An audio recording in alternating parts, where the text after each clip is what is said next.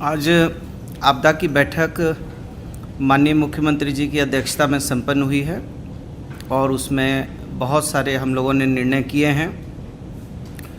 एक निर्णय तो ये किए हैं कि अब शादी विवाह जो है 500 व्यक्ति तक शादी में हिस्सा ले सकते हैं और जो हॉल की कैपेसिटी है उस कैपेसिटी का आधा हो तो भी हिस्सा लिया जा सकता है। मतलब क्लियर आप लोगों को हो गया होगा। दूसरा है कि बाज़ार, क्लब, सिनेमा हॉल खोलने की अनुमति दी जा रही है। रविवार को जो बंदी होता था वो खोल दिया गया है, अब रविवार की बंदी नहीं होगी।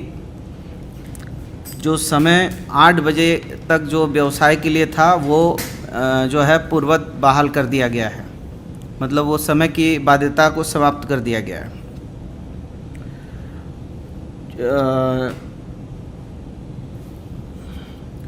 इसके साथ जो हमारा छठ पर्व है वो छठ पर्व बढ़िया तरीके से लोग मनाएं, ऐसा हम शुभकामना देते हैं। इसी के साथ हम ये भी प्रार्थना करते हैं कि ज़्यादा बेटर हो कि लोग अपने अपने घरों में मनाएं तो ज़्यादा बेहतर होगा, इसलिए कि कोरोना का काल है और अभी तक संकट छटा नहीं है। लेकिन नदी में या पौंड में कोई भी मनाना चाहे उस पर कोई प्रतिबंध नहीं है और छठ पर्व मनाने के लिए कोई प्रतिबंध नहीं लगाया गया है। इसी के साथ में जो हमारे पर्व हैं, धनतेरस है, दीपावली है, गोवर्धन पूजा है और भी कई एक पूजाएँ हैं। ये सब पूजा भी सार्वजनिक रूप से आदमी कर सकते हैं, किया जा सकता है, लेकिन उसमें भी हम निवेदन करेंगे कि सावधानी के साथ करें। कोरोना के को देखते हुए, मद्देनज़र रखते हुए इसको किया जाए, लेकिन कर सकते हैं, इसमें कोई हम लोगों ने कोई प्रतिबंध नहीं लगाया है। इसी के साथ जितने खेल कूद के हैं, खेल कूद में जितने भी स्टेडियम वगैरह हैं, स्टेडियम में 50% की कैपेसिटी पर स्टेडियम में लोग जो हैं खेल कूद के इसमें हिस्सा ले सकेंगे। और जो बाहर में जहाँ पर स्टेडियम वगैरह नहीं है, जैसे हमारे गांव हैं और अलग जगह है, कहीं भी शहर है, तो उसमें 500 आदमी तक तो वो कर सकते हैं और 500 से यदि ज़्यादा करना है तो उनको एक सूचनार्थ जो है उपायुक्त को देना होगा, लेकिन कोई ऐसी बंदिश नहीं है उस पर।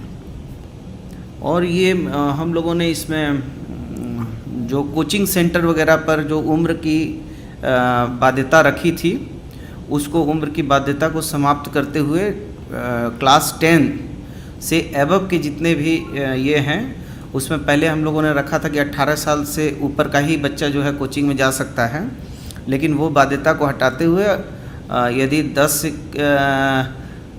क्लास से ऊपर के में यदि मान लीजिए 15 साल का कोई बच्चा है या उससे कम का कोई बच्चा है तो वो भी कोचिंग में पार्टिसिपेशन कर सकता है। तो और जितने हमारे ICDS हैं, आंगनबाड़ी केंद्र जो हैं, वो सब खोले जाएंगे, लेकिन उसमें जो हमारी सेविका है उनको डबल इंजेक्शन लगाने होंगे। प्रदर्शनी, जुलूस, मेला पर तत्काल रोक अभी बहाल रहेगी। और कुछ आप यदि इस संदर्भ में पूछना चाहते हैं तो पूछिए। अभी वो प्रतिबंधित रहेंगे। और कुछ आप जानना चाहते हैं? वही तो मैंने कहा कि अभी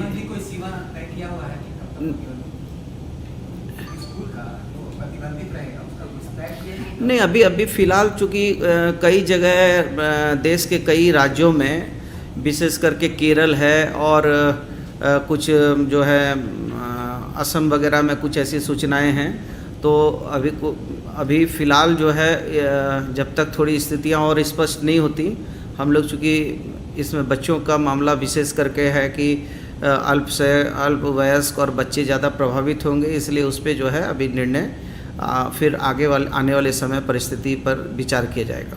मैच जो होने वाला है रांची में, उसमें भी वही जाएगा 50%? नहीं, मैंने तो कहा मैच के लिए तो कोई अलग से कोई निर्णय नहीं किया जा सकता है, लेकिन हमने कहा है कि भाई स्टेडियम में जो है, स्टेडियम की जो कैपेसिटी है उसका 50% और जितने हमारे स्विमिंग पूल वगैरह हैं उसमें जो हमारा स्पोर्ट्समैन लोग यदि स्विमिंग वगैरह करता है या एनसीसी के कैडर वगैरह करते हैं तो उन लोगों को डबल इंजेक्शन लेकर डबल वैक्सीनेट करके वो उससे वो जो है लाभान्वित होंगे।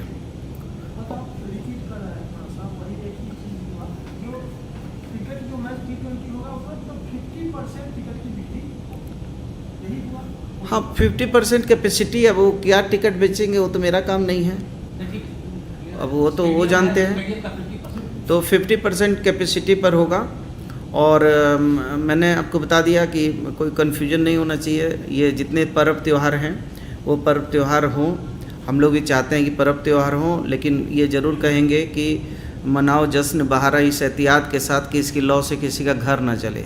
ऐसा पर्व त्यौहार नहीं हो जाए कि फिर से कहीं कोरोना आ जाए। तो थोड़ा लोगों से ज़रूर प्रार्थना है आपके माध्यम से कि थोड़ी सावधानी के साथ, थोड़ा सादगी के साथ पर्व त्यौहार मनाएं। और भोग का जो है वितरण का जो मामला है, भोग जो है वो होम डिलीवरी होगा। और इम्पोर्टेंट ये हुआ कि इतवार का जो है वो उसको पूरी तरीके से हम लोगों ने समाप्त कर दिया है। सब मार्केट वार्केट सारा चीज़ खुलेंगे यथावत जो पूर्व की भांति थे, और 8 बजे जो समय की बाध्यता थी उस बाध्यता को समाप्त कर दिया है। इस विषय में और कुछ आप लोगों को यदि if you want any question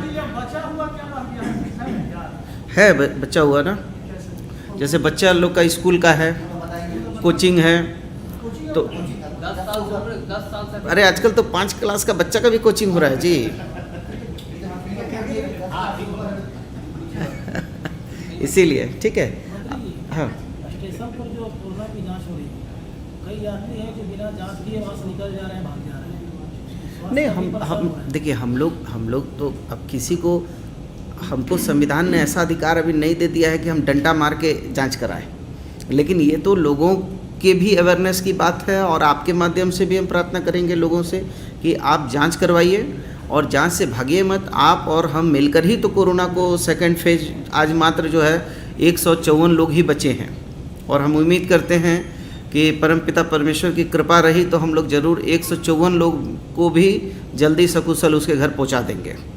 हाँ, दुर्गा पूजा का ही जो गाइडलाइन है वो काली पूजा पर प्रभाव